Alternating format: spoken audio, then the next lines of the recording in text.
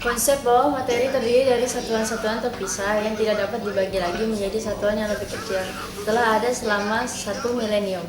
Namun pemikiran tersebut masihlah bersifat abstrak dan filosofis. Daripada berdasarkan pengamatan empiris dan eksperimen, secara filosofis, deskripsi sifat-sifat atom bervariasi tergantung pada budaya dan aliran filosofi tersebut, dan seringkali pula mengandung unsur-unsur spiritual di dalamnya.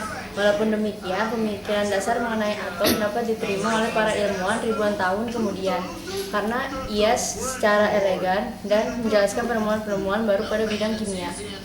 Rujukan paling awal mengenai konsep atom dapat diteliti kepada zaman India kuno pada tahun 800 sebelum Masehi yang dijelaskan dalam naskah filsafat Jainisme sebagai Anu dan Paramanu. Aliran mazhab Yaya dan Vaisesika mengembangkan teori yang menjelaskan bagaimana atom-atom bergabung menjadi benda-benda yang lebih kompleks.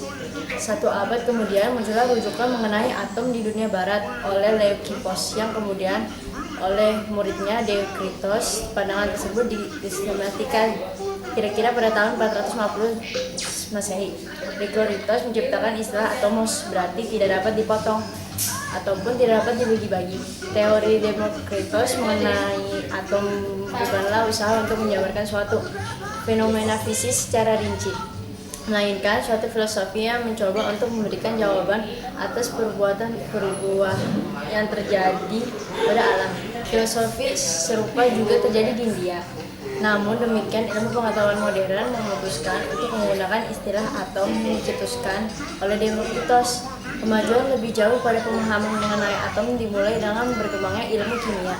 Pada tahun 1661, Robert Boyle mempublikasikan buku The Skeptical Chemist yang berargumen bahwa materi-materi di dunia ini terdiri dari berbagai kombinasi corpuscules, yaitu atom-atom yang berbeda. Hal ini berbeda dengan pandangan klasik yang berpendapat bahwa materi terdiri dari unsur-unsur udara, tanah, api, dan air. Pada tahun 1789, istilah elemen unsur didefinisikan oleh seorang bangsawan dan penelitian Prancis, Antoine Lavoisier, sebagai bahan dasar yang tidak dapat dibagi-bagi lebih jauh lagi dengan menggunakan metode kimia. Pada tahun 1803, John Dalton menggunakan konsep atom untuk menjelaskan mengapa unsur-unsur selalu bereaksi dalam perbandingan yang bulat dan tetap, serta mengapa gas-gas tertentu lebih larut dalam air dibandingkan dengan gas-gas lainnya. Dia mengajukan pendapat bahwa setiap unsur mengandung atom-atom tunggal unik, dan atom-atom tersebut selanjutnya dapat bergabung untuk membentuk senyawa-senyawa kimia.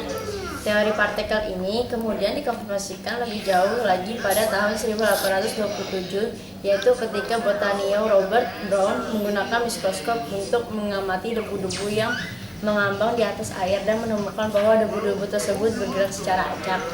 Fenomena ini kemudian dikenal sebagai gerak Brown. Pada tahun 1877, Dirichlet mengajukan pendapat bahwa fenomena ini disebutkan oleh gerak termal molekul air, dan pada tahun 1905 Albert Einstein membuat analisis matematika terhadap gerak ini. Fisikawan Prancis Jean Perrin kemudian menggunakan hasil kerja Einstein untuk menemukan massa dan dimensi atom secara eksperimen, yang kemudian dengan pasti menjadi verifikasi atas teori atom Dalton. Berdasarkan hasil penelitian terhadap sinar katolik, pada tahun 1897 J.J. Thomson menemukan elektron dan sifat-sifat subatomiknya. Hal ini menentukan konsep atom sebagai satuan yang tidak dapat dibagi-bagi lagi.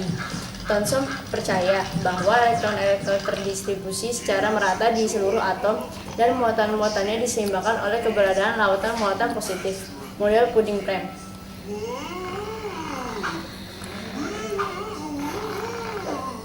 Namun pada tahun 1909, para penelitian di bawah arahan Ernest Rutherford menembakkan ion helium ke lembaran tipis emas, dan kemudian bahwa sebagian kecil ion tersebut dipantulkan dengan sudut pantulan yang lebih tajam dari yang didefinisikan oleh teori Thomson. Rutherford kemudian mengajukan pendapat bahwa muatan positif suatu atom dan kebanyakan masanya terkonsentrasi pada inti atom, dengan elektron yang mengitari inti atom seperti planet mengitari planet. Muatan positif ion helenium melewati inti padat ini harusnya dipantulkan dengan sudut pantulan yang lebih tajam. Pada tahun 1913, ketika bereksperimen dengan hasil proses peluruhan radioaktif, Frederick Soddy menemukan bahwa terdapat lebih dari satu jenis atom pada setiap posisi tabel periodik.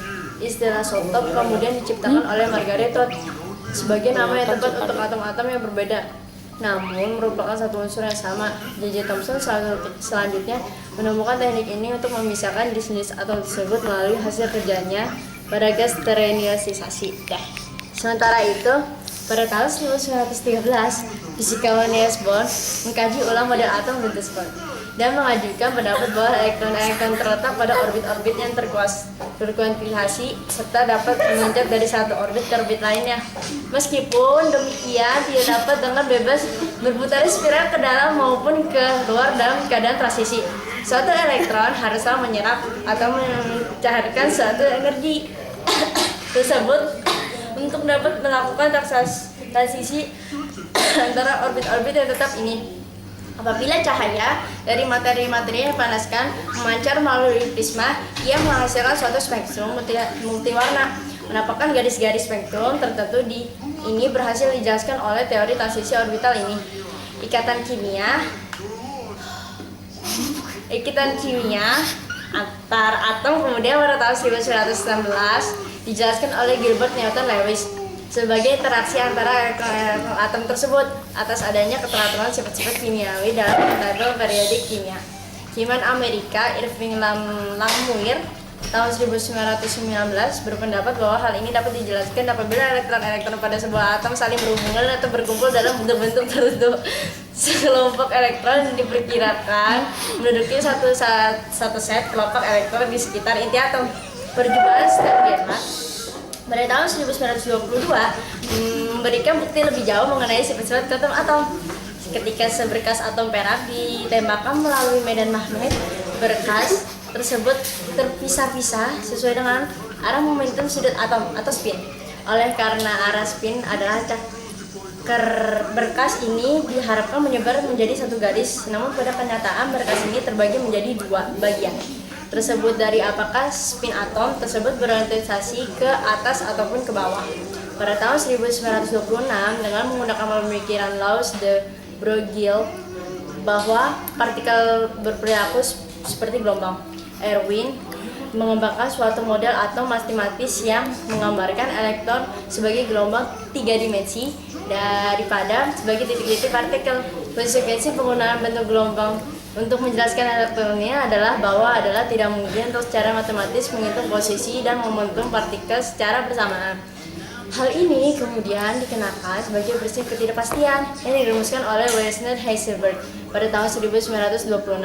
Menurut konsep ini, untuk setiap pengukuran suatu posisi, seseorang hanya bisa mendapat kisaran nilai-nilai probabilitas momentum.